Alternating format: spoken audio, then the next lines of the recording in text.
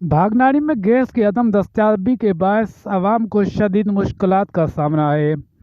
घरेलू सार्फिन को खाना पकाने में सख्त दुश्वारी का सामना है, जबकि लोग बाजार से महंगे एलपीजी खरीदने पर मजबूर हैं। गैस की किल्लत के बायस उनके रोज़मर्रा के मामूलात ज़िंदगी बहुत मुतासर हो रही है। शहरियों को मुतबादिल ईंधन के लिए ज़्यादा रकम खर्च करना पड़ रही है। घरेलू औरतें लकड़ी और गोबर जलाकर सहरी अफ्तारी का खाना पकाने पर मजबूर हैं, जिसके धुएं की वजह से घरेलू औरतें आंखों की बीमारियों में मुब्तला हो रही है।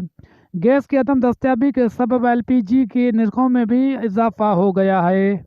पूरे बलूचिस्तान की तरह भागनाड़ी में भी जो है गैस की काफ़ी लोड शेडिंग है और गैर आलन लोड शेडिंग है इस वक्त। और ना जो है सहरी के वक्त गैस मुहैया है, ना जो है अफ्तारी के वक्त गैस मुहैया है।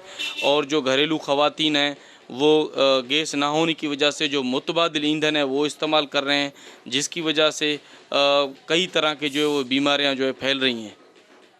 और मैं गुजारिश करता हूँ, मुतालबा करता हूँ डीसी कच्ची से और एक्सियन जो हैं इंजीनियर हैं, चीफ़ इंजीनियर हैं गैस से, उनके गुजारिश करता हूँ कि भागनाड़ी में जो है ना गैस अफ्तारी और सहरी के वक्त गैस फराम की जाए।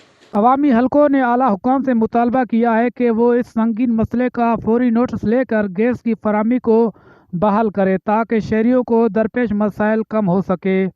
कैमरा टीम के साथ राहत हमजा, वश न्यूज़, भाग।